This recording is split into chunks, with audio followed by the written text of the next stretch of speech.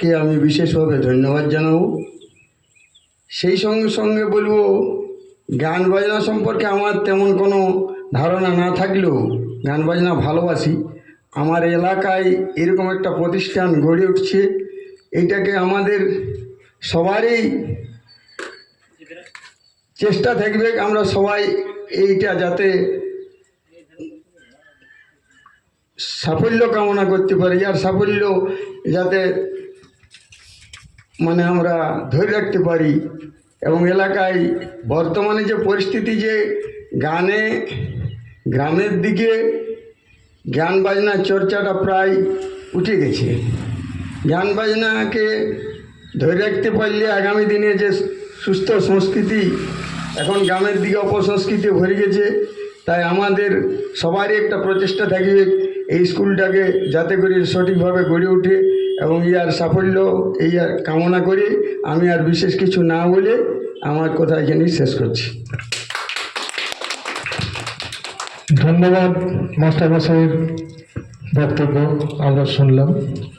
আমরা ধন্য, ওনারা আমাদের পাশে আছেন, আমাদের সব সময় সহযোগিতা আছেন। তো তাই আমরা